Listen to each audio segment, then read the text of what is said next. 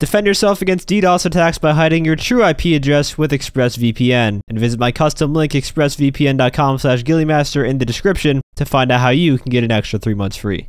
Hey everyone, and welcome to another GTA Online Bottom Dollar Bounties DLC video here on the channel. Today I'll be going over the Dripfeed vehicles, taking a look at their customization, and discussing their overall performance. And as we always do with these videos, first we will go through customization, and then I'll show off some gameplay with no commentary driving the vehicle around so you can hear what they sound like, and then at the end I'll discuss the performance of each one.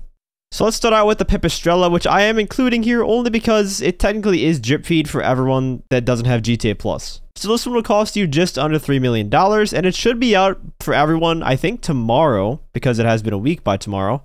And the thing I like the most about the customization of this vehicle is the color combos you can make. You can have it so different parts of the vehicle can be a primary or a secondary color, like the roof, the front bumper, the separate body parts of the car, and you can definitely make some very cool combos with it.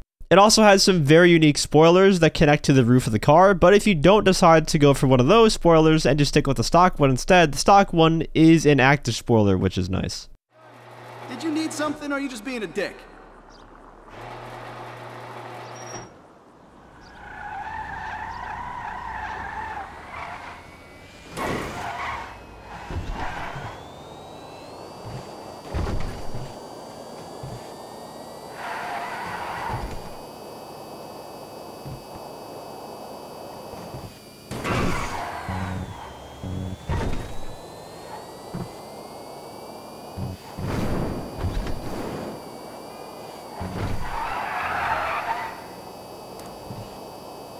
Performance-wise, it reminds me a lot of the Virtue, but maybe with slightly less acceleration, slightly better top speed, and a bit better handling. I don't think it's going to be very good at racing, at least ones that have areas with long straights, because its top speed is just not very good. That's the case for basically all of the electric cars in the game, barring a few. They're good with tracks that have a lot of turns to take advantage of the acceleration, bad on tracks with lots of straight segments.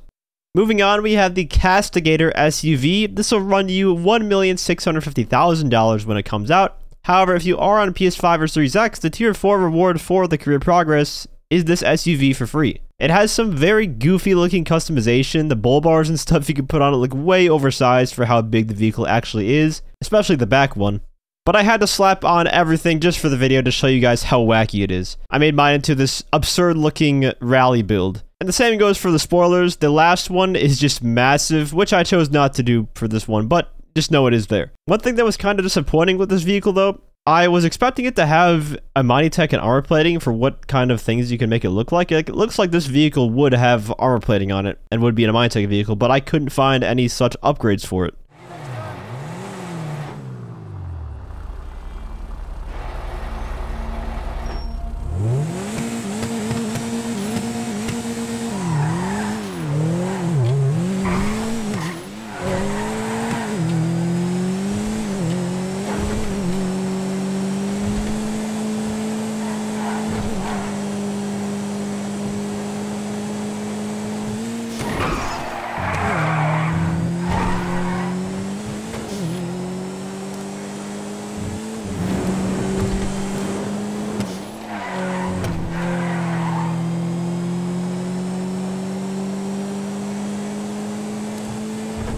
I don't think this SUV is going to beat the current top SUVs in the class. Maybe top speed-wise it can compete, but I don't think this handles quite like the really high-performing SUVs in the class. But perhaps it's too early to say that at this point.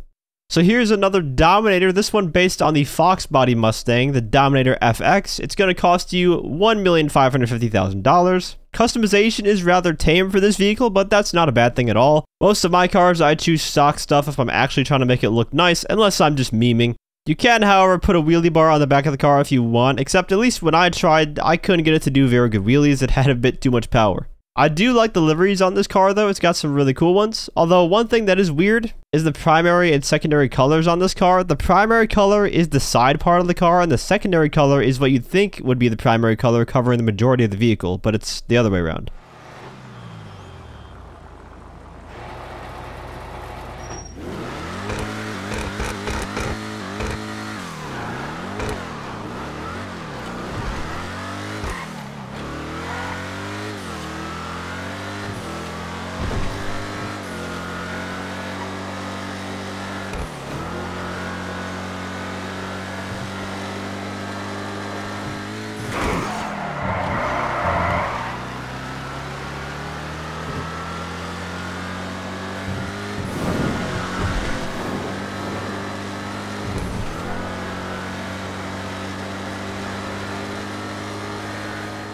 This car is very fast in a straight line. I think it's going to end up being one of the fastest ones in a straight line in the muscle car class in terms of non-HSW. Obviously, it's not going to compete with the Vajero in the muscle class with HSW. But there is no chance this vehicle beats the Dominator GT or Buffalo STX around a track. Those two vehicles just have way superior handling. The handling on this one is quite poor. It's definitely a lot more similar to the Vajero or the Dominator GTX in terms of its performance in that case. Although maybe not quite as bad as the Vajero in terms of its grip. And by Vajero, I'm talking about the Vajero ZX. I guess we'll go over the cop car variant of the Dominator FX next, since we're already talking about it. The Dominator FX Cruiser will cost you $4,950,000, or if you get the trade price, it's $3,712,500.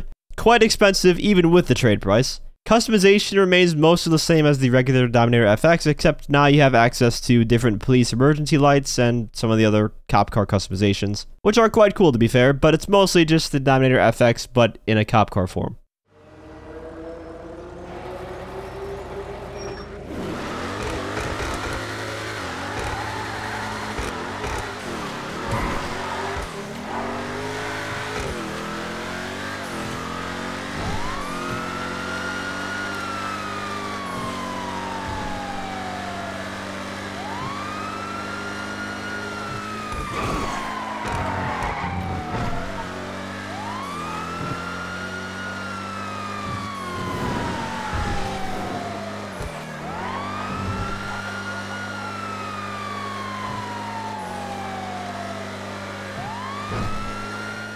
Performance is also roughly the same. I didn't really notice too much of a difference between the two. Maybe this one is a little bit faster, which is usually the case. I think the police gauntlet is a little bit faster than the regular gauntlet Hellfire.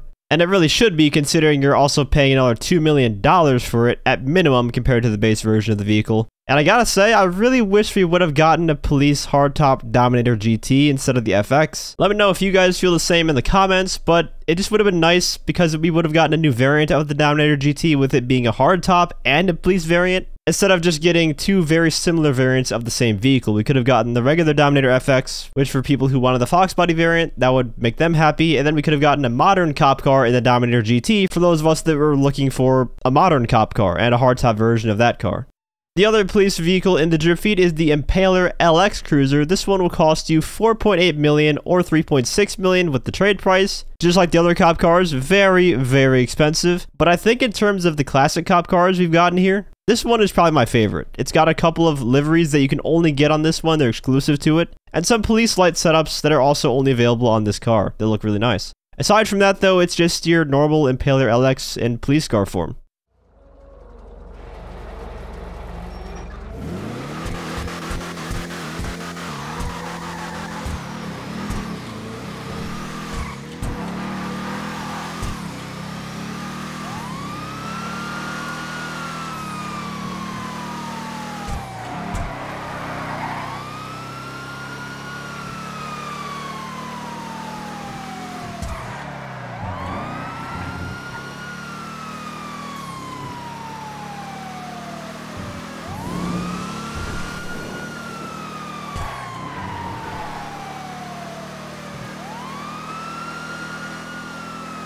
Driving it around, it might be a tad bit quicker than the normal Impaler LX, but not by much to notice a massive difference. Nothing really else to say about it though, it's just an old school cop car that looks nice and will get eaten alive by a Mark II oppressor.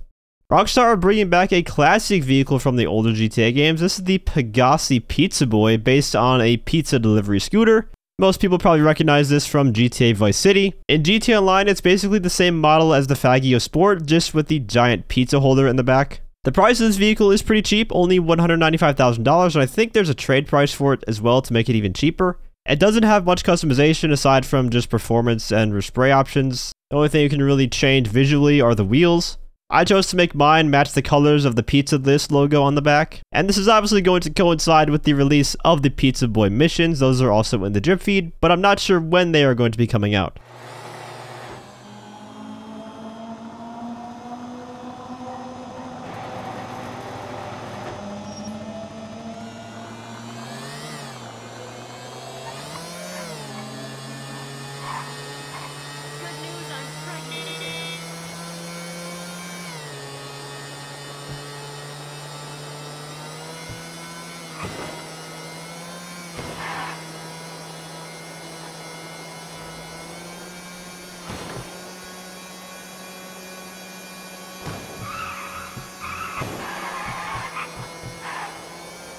It performs about as you'd expect. This isn't going to be some super fast vehicle at all. It's pretty much just the Faggio Sport handling, but it does feel like the back end kicks out a bit more if you try taking turns too fast with it, which makes sense considering it's carrying more weight back there now. I am interested to see how these Pizza Boy missions play out though when the vehicle does release, and more importantly, how much they pay.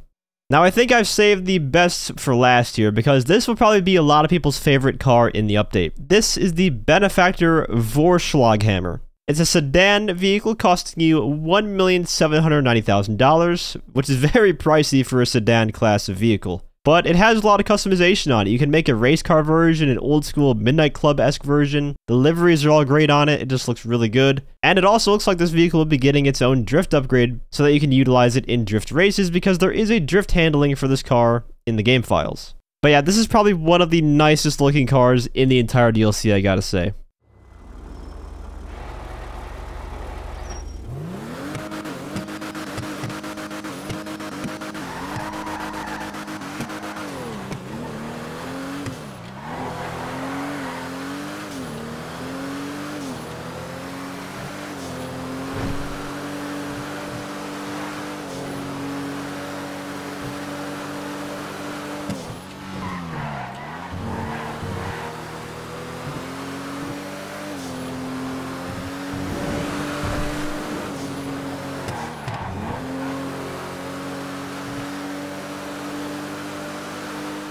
It definitely feels pretty quick. It might be one of the faster sedans for racing, and it should be for the price you're paying for it. One thing that I did notice about this car, and maybe this is just me, but the car felt huge for some reason. Maybe it was just because I had the giant spoiler on the back. I'm not sure. But it just felt bigger than most other cars I've driven. And comparing it to the Tailgater S here, another sedan, I think there might be some merit to that. It does look a bit longer than most other cars. It's definitely not something that you can feel by just watching the video, but when you drive it yourself, let me know if you feel the same way. Anyways, that's going to conclude this customization / gameplay of the Dripfeed vehicles for the Bottom Dollar Bounties DLC. Out of all the ones that I've shown off here, which car are you guys looking forward to the most? Let me know down in the comments. If you enjoyed the video or found it helpful, feel free to leave a like as well as subscribe to my channel for more GTA Online content. I also want to give a huge shout out to all my channel members for your support. If you'd like to become a member for some exclusive perks, you can either use the join button or the link that's down in the description. And as always, thanks for watching, and have a great day.